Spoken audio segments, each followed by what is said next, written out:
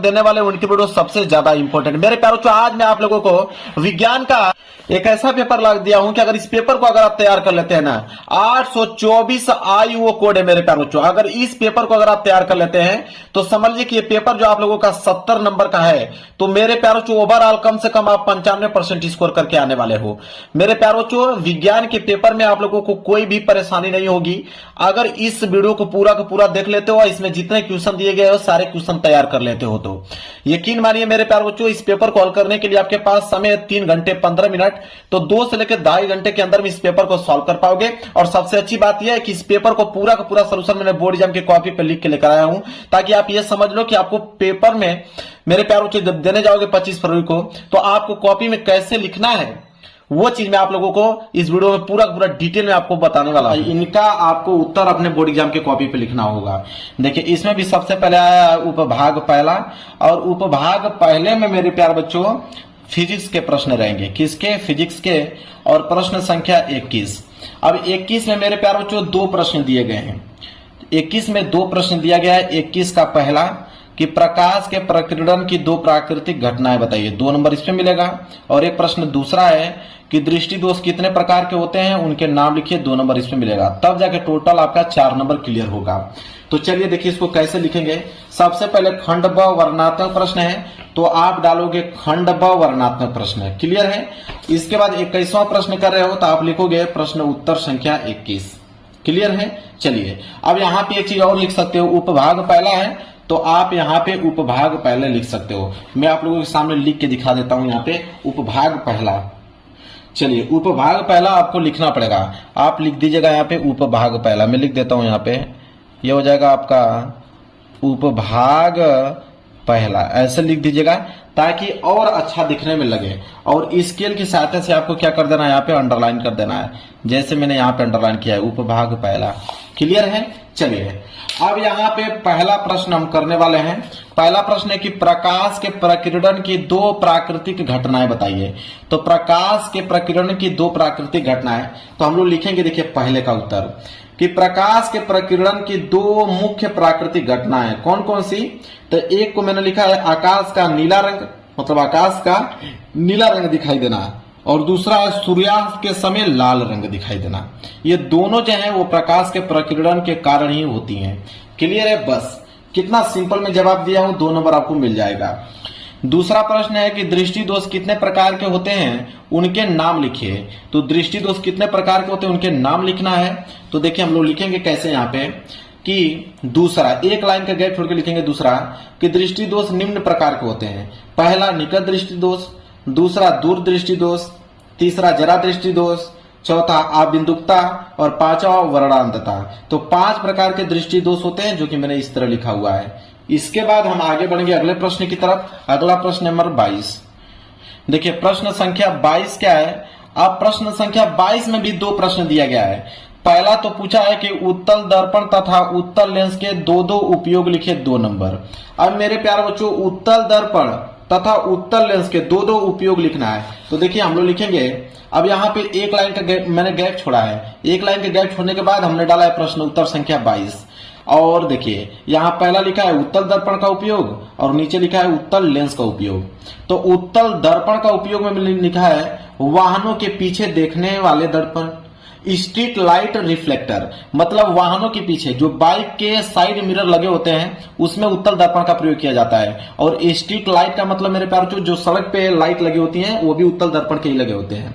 इसके बाद मैंने उत्तल लेंस का भी उपयोग लिखा है। उत्तल लेंस का उपयोग चश्मा बनाने में किया जाता है और कैमरे में भी उत्तल लेंस का ही उपयोग किया जाता है। क्लियर है? 2 नंबर यहां से मिल गया। चलिए अब ये पेज आपका भर गया। जब पेज भर जाए ना तो आप यहाँ पे लिख दीजिए पीटीओ, यहाँ पे लिख दीजिए पीटीओ। पीटीओ का मतलब होता है पेज टर्न ओवर। इसके बाद पेज को आप इधर पलट दीजिए, ठीक है। और यहाँ पे देखिए, अब मेरे प्यारों को देखिए ध्यान से, पेज को आपने पलट दिया। अब यहाँ पे हम लोग अगला प्रश्न देखेंगे। प्रश्न संख्या 22 का पहला तो हमने बता दिया, 22 का दूसरा कि अवतल लेंस से किसी वस्तु के प्रतिबिंब बनने का किरण आरेख बनाइए। 2 नंबर इसमें मिलेगा, तब जाके टोटल 4 नंबर होगा। 2 नंबर इस पे, 2 नंबर इस पे, तब 4 नंबर मिलेगा। तो अवतल लेंस से किसी वस्तु के प्रतिबिंब बनने का किरण आरेख बनाना है। देख लीजिए यहाँ पे, यह है आपका मैंने यहाँ पे एक कंडीशन लिया हुआ है कि जब वस्तु कहां पे रखी हो, अनंत पर। जब वस्तु अनंत पे मैंने यहाँ पे रखा हुआ है तो देखिए आभासी व सीधा प्रतिबिंब बन रहा है, बिंदु के आकार का बन रहा है, और कहां पे बन रहा है, F2 स्थान पे बन रहा है। नोट कर लीजिए। क्लियर है मेरे प्यारे बच्चों। चलिए प्रश्न संख्या 22 में यहाँ पे मैंने क्या किया, बिल्कुल क्लियर कर दिया। अब बारी आएगी प्रश्न संख्या 23 की तरफ बढ़ेंगे हम लोग। देखिए प्रश्न संख्या 23। अब प्रश्न संख्या 23 में भी दो प्रश्न हैं, जिसमें से पहला है कि किसी प्रतिरोधक में धारा प्रवाहित करने पर वोल्ट मीटर तथा एमीटर को कैसे जोड़ते हैं। 2 नंबर इसमें मिलेगा, तो पहले इसको देख लेते हैं। देखिए प्रश्न उत्तर संख्या हमने डाला 23 और 23 का मैंने पहला वाला करने जा रहा हूं। ठीक है, तो लिखेंगे किसी प्रतिरोधक में प्रवाहित धारा को मापने के लिए अमीटर को प्रतिरोधक के श्रेणी क्रम में जोड़ा जाता है तथा वोल्ट मीटर को प्रतिरोधक के समांतर क्रम में जोड़ा जाता है। बस इतना ही लिखना है। यहां से 2 नंबर आपका बिल्कुल क्लियर हो गया, क्योंकि प्रश्न में यही पूछा था कि यहाँ पे धारा प्रवाहित करने पर वोल्ट मीटर तथा एमीटर को कैसे जोड़ते हैं। क्लियर हो गया।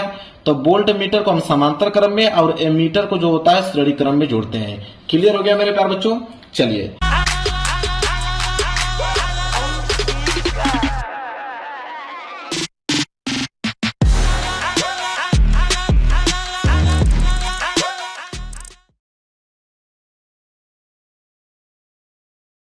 अब आगे है दूसरा प्रश्न, 23 का दूसरा प्रश्न। 23 का दूसरा प्रश्न है, ये न्यूमेरिकल 23 का दूसरा प्रश्न न्यूमेरिकल दे दिया कि 500 वाट का रेफ्रिजरेटर 12 घंटा प्रतिदिन उपयोग में लाते हैं तो रेफ्रिजरेटर द्वारा 30 दिन तक कितनी किलोवाट घंटा ऊर्जा का उपयोग किया जाता है। अब मेरे प्यारे बच्चों यहाँ पे रेफ्रिजरेटर की बात किया गया है कि अगर 500 वाट का रेफ्रिजरेटर है और 12 घंटा डेली चलता है तो बताइए कि 30 दिन में कितना वह बिजली वहां पे यूनिट आएगी उसकी। अब मेरे प्यारे बच्चों देखिए कैसे इसको हल करेंगे। तो हमने सबसे पहले लिखा दिया है 500 वाट, समय दिया है 12 घंटे, दिन दिया है 30 दिन। अब यूनिटों की संख्या अगर आपको निकालना है तो एक फार्मूला होता है वाट गुणे घंटा गुणे दिन बटे 1000। वाट 500, घंटा 12, दिन में मैंने 30 रखा और बटे में 1000। अब 1 2 3 जीरो से ऊपर के 3 जीरो मैंने कैंसिल कर दिया। 12 5 60 और 60 3 180, 180 किलोवाट आ गया। अब ये आपका फाइनल आंसर हो गया। क्लियर हो गया। 2 नंबर यहां से मिल गया। चलिए आगे बढ़ते हैं अगले प्रश्न की तरफ। देखिए अगला प्रश्न क्या है उसको ध्यान से समझिए। अब यहाँ पेज भर गया ना, अब यहाँ पे लिखेंगे। अब यहाँ पे आएंगे हम लोग प्रश्न संख्या 24। प्रश्न संख्या 24 में मेरे प्यारे बच्चों 3 प्रश्न दिया गया है। 24 में 3 प्रश्न है, 6 नंबर मिलेगा। पहले पे 2 नंबर, दूसरे पे 2 नंबर, तीसरे पे 2 नंबर, 2 नंबर के हिसाब से 6 नंबर आपको मिलेगा। तो 24 का पहला प्रश्न क्या है कि किसी छड़ के चुंबक के चारों ओर चुंबकीय क्षेत्र रेखाओं को चित्र बनाकर दिखाइए। तो देखिए मेरे प्यारे बच्चों यह है, यह आपका छड़ है और छड़ के चारों तरफ ये चुंबकीय रेखा है। क्लियर है। बस चित्र बनाने के लिए बोला था, चित्र मैंने बना दिया। 2 नंबर यहां से मिल गया। अब देखिए दूसरा प्रश्न क्या है कि धारावाही परिनालिका के कारण चुंबकीय क्षेत्र किन किन कारकों पर निर्भर करता है उसको देखेंगे। अब मेरे प्यारे बच्चों धारावाही परिनालिका के कारण चुंबकीय क्षेत्र जो है किन किन कारकों पर निर्भर करता है, तो देखिए इसका उत्तर लिखेंगे एक लाइन छोड़ के बाद दूसरा कि धारावाही परिनालिका के कारण चुंबकीय क्षेत्र निम्नलिखित कारकों पर निर्भर करता है। पहला, परिनालिका में प्रवाहित होने वाली विद्युत धारा के मान पर। दूसरा, परिनालिका के फेरों की संख्या पर। तीसरा, परिनालिका की लंबाई और पदार्थ की प्रकृति पर। इतने चीजों पर निर्भर करता है। क्लियर है। चलिए अब आगे देखेंगे। यहाँ पेज भर गया, अब इस साइड हमने लिखा हुआ है। चलिए अब है आप लोगों का तीसरा, 24 का तीसरा कि फ्लेमिंग के बाएं हाथ का नियम लिखिए। 2 नंबर इसमें मिलेगा। तो देखिए हमने लिखा है तीसरा, फ्लेमिंग के बाएं हाथ का नियम। देखिए फ्लेमिंग के बाएं हाथ का नियम क्या कहता है कि यदि हम अपने बाएं हाथ का अंगूठा तथा उसके पास वाली दोनों अंगुलियों को इस प्रकार फैलाएं कि तीनों परस्पर लंबवत हों। यदि अंगूठे के पास वाली अंगुली, जिसे हम लोग तर्जनी कहते हैं, चुंबकीय क्षेत्र की दिशा को तथा दूसरी अंगुली जो मध्यमा है वो विद्युत धारा की दिशा हो तो अंगूठा जो होता है वो चालक पर लगने वाले बल की दिशा को प्रदर्शित करता है। मेरे प्यारे बच्चों ये आपके बाएं हाथ, ये बायां हाथ है। अंगूठा जो है बल की दिशा को डिनोट करता है। ये तर्जनी वाली जो उंगली है वो क्षेत्र को ठीक है। और यहाँ पे जो मध्यमा है वो धारा को डिनोट करता है। यही है बाएं हाथ का नियम। कितना सिंपल शब्दों में, आसान शब्दों में लिखा हो, तुरंत याद हो जाएगा। और एग्जामिनर जो है आपको इतना प्रभावित होकर पूरा का पूरा नंबर देगा आप लोगों को, एक नंबर काट नहीं सकता है। चलिए मेरे प्यारे बच्चों, अगले प्रश्न की तरफ बढ़ेंगे। प्रश्न संख्या 24। देखिए ये आपका प्रश्न संख्या 24 है। तो 24 में 3 प्रश्न दिया था 6 नंबर के लिए। अगर ये नहीं कर पाते हो तीनों प्रश्न, तो अथवा करके दिया है कि अगर ये तीनों प्रश्न नहीं कर पाते हो तो अथवा करके दिया है कि आप इन 2 प्रश्नों का उत्तर दे दिए, एक पहला दूसरा। अगर इनका भी दे दोगे तो ये 3-3 नंबर का हिसाब से आपको 2 नंबर मिल जाएगा। तो चलिए इसको भी बता देता हूं, आपका मन जो आपको एग्जाम में मन करे वो करके आइएगा। मैं पूरा का पूरा सोल्यूशन इस पेपर का बताऊंगा। तो 24 के अथवा का पहला प्रश्न है कि चुंबकीय क्षेत्र में रखे धारावाही चालक पर लगने वाला बल किन किन कारकों पर निर्भर करता है। 3 नंबर मिलेगा। तो हमने लिखा है प्रश्न उत्तर संख्या 24 का अथवा, और उसमें हमने पहला प्रश्न यहाँ पे लिखा है कि चुंबकीय क्षेत्र में रखे धारावाही चालक पर लगने वाला बल निम्नलिखित कारकों पर निर्भर करता है। पहला, चुंबकीय क्षेत्र की तीव्रता पर। तो चुंबकीय क्षेत्र की तीव्रता को हम लोग B से डिनोट करते हैं।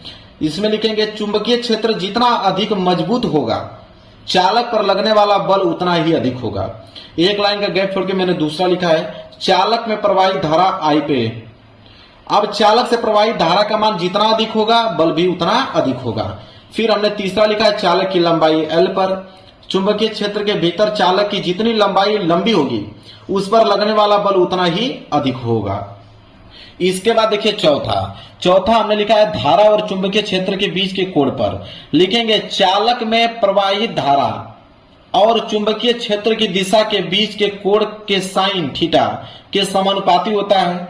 जब धारा और चुंबकीय क्षेत्र लंबवत होते हैं, मतलब थीटा बराबर 90 अंश हो, तो बल जो है अधिकतम होता है।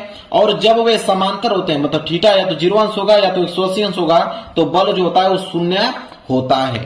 क्लियर है। चलिए मैंने 24 के अथवा का पहला बता दिया। अब 24 के अथवा का दूसरा प्रश्न देखिए कि घरेलू विद्युत परिपथ में कितने तार प्रयुक्त होते हैं, प्रत्येक के नाम तथा आवरण के रंग लिखिए। 3 नंबर मिलेंगे। तो देखिए यहाँ पे दूसरा मैंने लिखा है कि घरेलू विद्युत वितरण में प्रयुक्त तार निम्नलिखित है। कौन कौन से तार का प्रयोग किया जाता है। पहला, विद्युतमय तार का उपयोग किया जाता है। अब ये विद्युतमय तार होता क्या है कि विद्युतमय तार जो होता है उच्च वोल्टेज पर उपकरणों को धारा पहुंचाता है, और यह आमतौर पर लाल या भूरे रंग का होता है। दूसरा होता है उदासीन तार। उदासीन तार वह तार होता है जो उपकरण से धारा वापस ले आता है, और यह आमतौर पर नीले रंग का होता है। इसके बाद एक तार का और इस्तेमाल किया जाता है जिसे हम लोग बोलते हैं भू संपर्की तार, जिसे अर्थिंग बोला जाता है। तो भू संपर्की तार में लिखेंगे कि इसमें आमतौर पर कोई धारा नहीं होती है, हालांकि इसका उपयोग बिजली के झटके से बचाने के लिए किया जाता है, और यह जो होता है हरे रंग का होता है। अब